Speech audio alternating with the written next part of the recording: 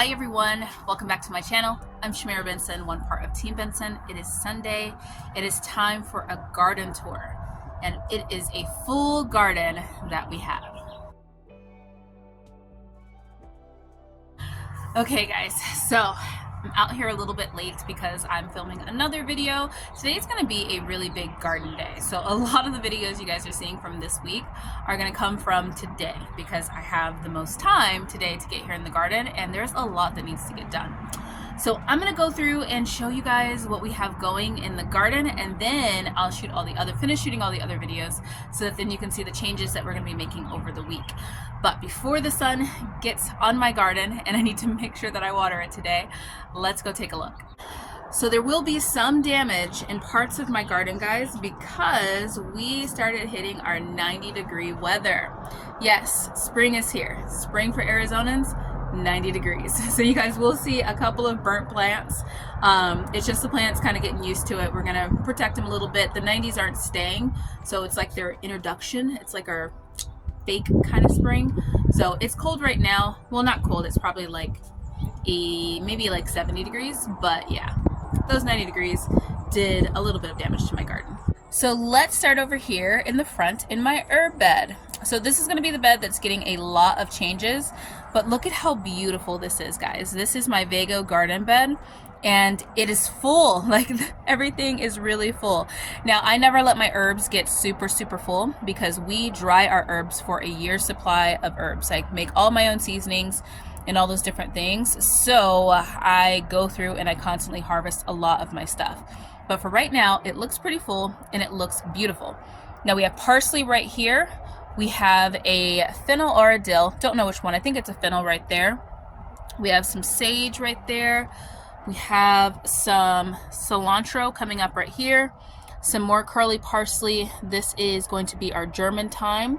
We have some chervil, which needs a haircut, and our oregano, which needs a haircut. Up top, we have a celery that's going to get pulled today because all of those, I'm really concentrating on getting all of these things up and getting this bed redone. So we do have to wait for the leeks, so we're waiting for the leeks, but at least I'll get some soil on that side. So leeks are right here. We have some Thai basil, but I don't want it to spread basil seeds all over here, so I am probably going to start harvesting some of that and maybe just drying it and using it for like different things. We have some sage, rosemary, and thyme in the back. Now I want to put this in something else, so I'm going to dig up this whole ball, maybe try and separate them and put them in something else. And then we have our dill plant right over there that is sitting a little bit higher, but it could be sitting way higher. Over here we have our sweet marjoram, and then we have our spearmint. Now, why am I excited about the spearmint, you say? It is because I have been trying to use the spearmint less so we have enough for our lamb for Passover. When I make roasted lamb, I need spearmint to go in there. That flavor, it hits. So the fact that we had used so much spearmint and it was growing at a way slower rate, I was a little afraid, guys. Now take a look at this beauty. We have our bean tower that is starting to flower. Look at that, guys. Now I'm going to do a full update on growing beans in the Dollar Tree pots, but I just want to give you guys a quick glimpse right now. This one is doing way better than the other one, probably because of these pioneer beans. Just was a better time of year for them. But the big kahunas are starting to come back. As you can see, it did get a little bit of sun damage, but it put off more leaves, so I think it's going to be just fine. We have some collard greens here that are growing nice and slow. I think I'm going to take these ones out and put that big root ball of everything in there, start dividing them up between these pots right here that are empty. We have some rosemary right here, some thyme that I need to find a space for these. These were on our table. This one is one of our lemon thymes. Now our radishes, they got destroyed that were out in the pots up here, but the ones that had the little things over them that I forgot, these ones are doing way better. And I think it's because it had that little covering over them when we hit those 90 degrees. So those are radishes and turnips right here in front, but yeah, these radishes got destroyed. Now up here is our one of our beds is going to get the most change to it, and that is our brassica bed. Now the only thing that's really staying in these beds are going to be this row of collard greens, all of the garlic, which are these ones, and then all of the onions, which are these ones, and then this Swiss chard right here, and this kale right back here, and then I'm letting this one go to seed, so this lettuce will stay. Everything else is coming out. So we have some celery that's going to be coming out because it is going to flower. So we need to go ahead and get that dehydrated before the flavor really affects it. We have some onions down in there that are just going to get more sun, but they're going to be fine growing with the corn that I'm going to put in here. And then the Brussels sprouts are coming out. All of these Brussels sprouts, we're going to be using the leaves for to put in the freezer with the collard greens here. So all of these collard greens are going to get pulled this week too, along with that dinosaur kale. Always get people that say, hey, put up your shade cloth, do this, do that. And yes, I could put up shade cloth and let it go a little bit longer, but this is a small space garden, which means I have to get things perfectly timed, which means sometimes I have to pull things early or pull things that are just at their time. We have a lot of bags of greens right now going. I think we're only needing 3 more to get to our 15 bags. So I really don't need more greens. I have greens growing back underneath there that I'm going to depend on to get to those last, like maybe 1 or 2 bags.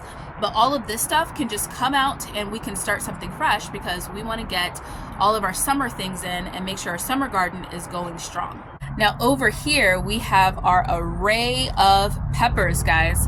So our cayenne peppers are just absolutely loaded. Like, this is just insane. We have some more that are turning red over here, so we're gonna have a lot of cayenne pepper just powdered and in our stash. This, I looked it up, watched the video, and it says that I planted a red bullnose pepper. I then Googled what a red bullnose pepper looked like. It's supposed to be a sweet pepper, which that one is spicy, and it is not that. But I looked at the packet, and also the same person that sent me the red nose bull pepper, they also sent me a lipstick red pepper. And these look way more like lipstick red peppers. So I'm assuming that's what it is. We'll see. It's spicy, but it could be spicy because it's between a cayenne pepper and a jalapeno pepper and has serrano and Anaheim below it. Who knows? Whatever it is, it's delicious. I'm gonna save seeds and make sure that we can continue to grow this one in the garden because it has been a crowd favorite. Which one of our Passover dishes for gefilte fish, you're gonna see me use this. So make sure you guys stay tuned to see how I blend this up and make gefilte fish with a little bit of a spice to it. So our jalapenos are back and they are just full action right now. Now it's gonna shed leaves, so don't get worried, don't get stressed out about your jalapeno plant looking like this, because if you're growing jalapeno over more than 1 season, it sheds all of its leaves and it grows a whole bunch of new ones. And while it's doing that, it will continue to fruit. Below here, guys, we 100% know what Diane is. Diane is a serrano. Serrano peppers, thank God, because we really have been missing serrano peppers in our cooking. So I'm glad that Diane turned out to be a serrano. Our Anaheim is like can't stop, won't stop. It has like another flushing of Anaheims on there, so we're just gonna let that continue to grow. We have some little bitty snapdragons that are not liking the weather right now over there. Over here, this is where you guys are going to see probably like the most damage, especially up here.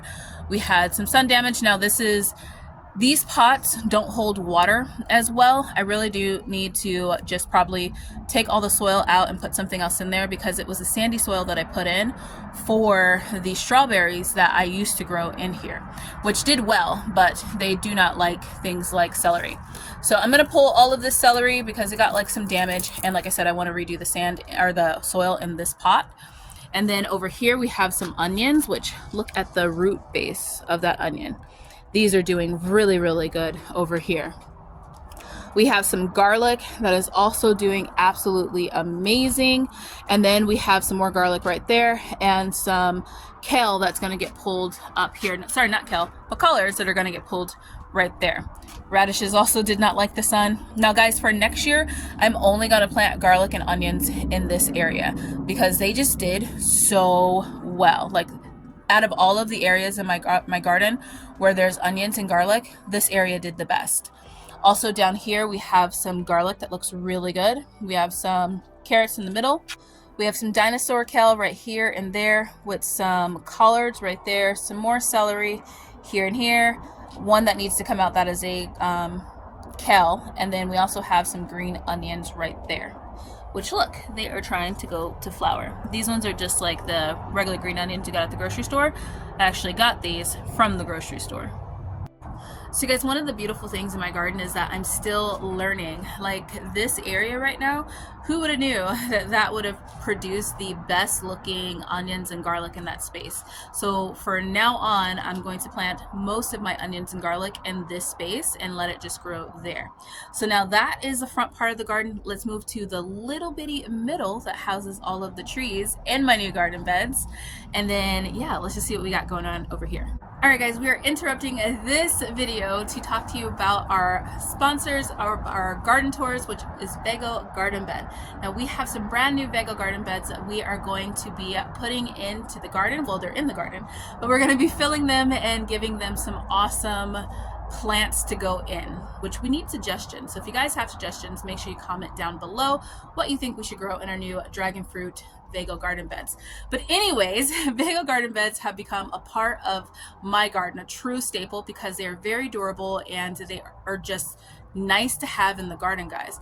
I have been able to grow tons of things like our herb bed and our cascading garden bed, also potatoes in our kids bed right back here, which I will show you. Our kids bed is now our potato bed, and so much more. So these things are very durable. They survive the monsoon, they survive the hot summers, and even those cold winds during the spring and the winter. So I hope that you guys can take a look. They always have different specials and sales, so take a look. I will link them down below. Make sure you guys check out Vego garden beds. So I trimmed up the dwarf Mexican lime tree, so it is now looking like a nice little bush and not so stabby. I do need to get this branch right here off of here because it's dead and it's crossing, but it needs like a saw because it's pretty intense. But that one's doing good now. Look at guys, our curry tree just wants to produce seeds. It really does. So we're gonna let it produce seeds another time, and maybe when I'm at the Great American Seed Up, if anybody is there that wants some curry seeds this fall, I will have some for you to share. We have a grape leaf back here. This one is Yuli. She is growing quite nicely. And then we have our other lemon thyme right there. And then this one is going to be getting redone. It's our Dollar Tree pot. We have some celery in here. We have like a little bit of cilantro. We have some spinach. And then we have a thumb tom tomato right there on top. Now our Vego garden beds are also getting filled this week, so I got all the soil for that. That's going to be its own video, so I can show you guys how I go about filling it. Then we have some potatoes right in front. These are our red potatoes. They're slowly dying off. I'm letting them completely die back so that then I can pull them, but hopefully we get some good potatoes in there. We have our chili pepper. This one is our chili shishito pepper, super hot. That one is doing good. And then we have our this one's Big Nisi. It is a Ichabod eggplant. It's actually the daughter of Miss Eggy back here underneath this big giant tomato tree. And Miss Eggy is doing quite well. She's putting off eggplants now. We have onions all around in these pots. I'm going to be planting probably my midget cantaloupe right here, so that's going to be coming in soon. Up here we have our peppermint and some sweet alyssum, and then back there we have our chocolate mint. Guys, you have to see this. This is pretty funny. This was the cabbage that we pulled. I didn't cover the root or the base of the stem, and now we have little cabbages that are trying to grow. So committed. Now over here we have our shishito pepper. This one is our 2-year-old shishito pepper, doing really good. And then these ones I need to put a little bit more tender love and care into, but actually they're starting to grow some full-size shishitos. So maybe it was just getting them through the winter when they were growing just those little wonky shishito peppers. I think it's funny, everything in the garden is like where there's a will, there's a way. So if you have a little space where that stem is getting a little bit of light on your cut and come agains, they're going to keep producing as much as they can. Guys, these bees are all over my black cherry tomato. I thought I got out here early enough, but no, I did not. They're here. Now, before we go to the final spot of the garden, this is the some more of our beans. Now, these beans I need to move because they are not doing well over here. These ones are pioneer beans and our burgundy beans. And as you can see, the sun got to these a lot. I can save these because these are like not the true leaves. These are the first leaves that came through. I just got to move them into a spot where they can take a little bit less like direct heat off of them. But we're starting to get little flowers, but I'd rather them be a little bit healthier. See that happy little bee, guys? They're all over this big giant black cherry tomato. Look at this. This thing is covered in black cherry tomatoes and they're starting to turn red in bigger clusters. So I am super excited about this because that means we're gonna start getting some of our bulk harvest off of this thing. But yeah, just covered in black cherry tomatoes of all different sizes and now also covered in bees. Guys, it's crazy. It's crazy how many tomato clusters are on this thing. So nice. Even down here, look at this. That's insane. Insane, guys. And then also tucked in here we have a basil, but impressive thing are these black cherry tomatoes. Now what's also growing over here is my mulberry, which is starting to drop little mulberries, it looks like. So we got one little mulberry right there. Now I don't get the ones that dangle. I don't know if it's a different type of variety. I know this one is a dwarf mulberry, but there's tons of just little bitty mulberries on it. We appreciate them. And when they turn like this dark black, that's when we pick them and then we just eat them. Okay, I just went in real quick and rinsed this off. Let's try it. Ooh, that's good. That is good, guys. Okay. When I do the harvest video, I'm going to see if I can collect any of the really dark ones, but that was delicious. Oh, I'm excited. This is the third or fourth year of this mulberry, so it should be producing a lot of little fruits. Now, when I saw some people's mulberries, they have like the longer ones, and maybe it will grow into that one day, but for right now, I get these tiny little ones and they're delicious. Now let's move to the back part where the jungle is. Now starting off, we have our stevia here. We have two different ones because they came from two different nurseries. This one is trying to flower, so I'm gonna actually top this one off, and then this one seems to be younger, so that one's just growing. But we now have our stevia. It's safe. I'm excited about it. We have a little nasturtium growing over here, and then we have our other potatoes. These ones are our Yukon Gold potatoes. They are finally starting to get a little bit of damage. This is more so damage from the wind and breaking the branches, and then the sun just got to it. But they're still looking pretty good. I don't think that they're as ready as the red potatoes, so we're gonna just let these grow up a little bit. I put some little clips in finally to help kind of keep them stable, but yeah, they're doing pretty good. Now guys, my big beefsteak tomato over here, it's doing good, but it is getting a little blighty. Now the wind kind of really tossed this one about, and I haven't watered it well because it's been needing more water since it's in this little bitty pot than what I normally water my garden right now. So I need to pay a little bit more attention to it and maybe cut off some of these blighty leaves. Like stuff like this, that is blight. Okay, so I'm finally starting to get to the point to where I'm watering my garden every day, and there's certain things like this big beefsteak tomato I probably should have been watering every day probably about a couple of days ago or weeks ago, but I haven't been, which I'm gonna put a water hose to it as soon as I'm done with this video.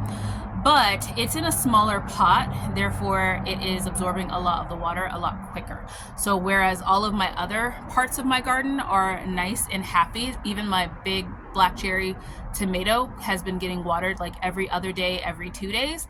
They're all good, but they're in a bigger space to where then they're not needing as much water.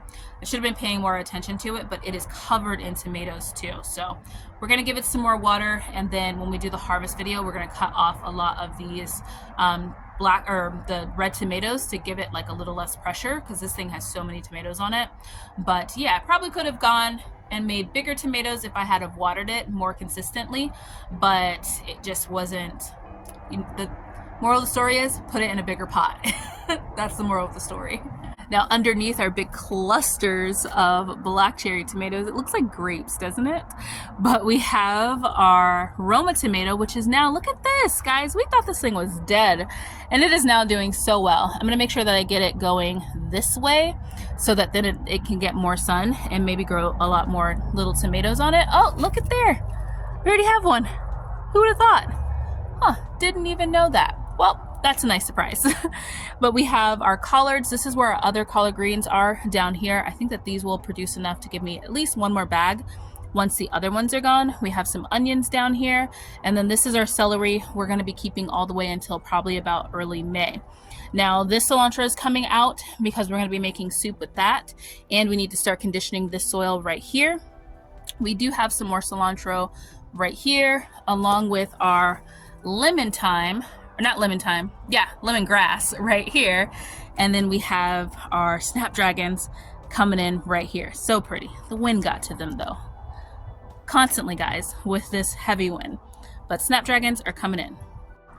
Now I'm looking out here and we have a couple things that need water. Also our lemon balm needs some water. The lemon balm is in the same kind of predicament as the big beefsteak tomato, where it probably has a ton of roots and needs to be in a bigger pot. But if we watered it more, then it would be just fine. We have things like our yarrow over here that just looks like a big, beautiful bush. We have our hyssop. Look at our hyssop. I'm so excited. This has been like non-existing this entire time. I think this bed is just gonna be a yarrow and hyssop, and it's gonna be gorgeous. But in the meantime, we have some cilantro back there too. This one is our lemon balm, which definitely needs some water. It is suffering a little bit with those higher temps. We have our sweet Marconi peppers, which are starting to just grow back all of their leaves, and it looks like one or two like just little flowers on them. Our thumb tom tomatoes are doing good. Over here, our early girl tomato is really trying to take off. I really need to get her trained up this arch so that then it's not over the place. We have beets that look amazing down here. Look at those beets. I'm saving these beets for Passover, guys, but man, you guys see that? Those are some nice sized beets back there. And then we have some Ukrainian gold beets right over here, but I don't think they've started to root up. Look at this. She's so healthy. She's so healthy and so happy. Now also over here we have some of our, this one is some snow peas right here. So those ones are doing good, even though it's not really the time for them. We have some parsley right here, and then some onions right here that are now starting to look a lot better now that they're not covered up by the broccoli. And then, thank God the weather changed a little bit, because we have our Chinese red lug noodle beans right over there. And then we have some flowers there. That one's a primrose that's dying. And then we need to get some water to our mint too. That one is our sweet mint. Okay guys, I rushed through. Oh, I didn't show you the nasturtium. The nasturtium's doing really well. And this is our random ground cover nasturtium. Look at how pretty that's looking. It gets stepped on constantly, but it's still producing its little flowers. Okay guys, that is it. I definitely need to get some water to some parts of this garden.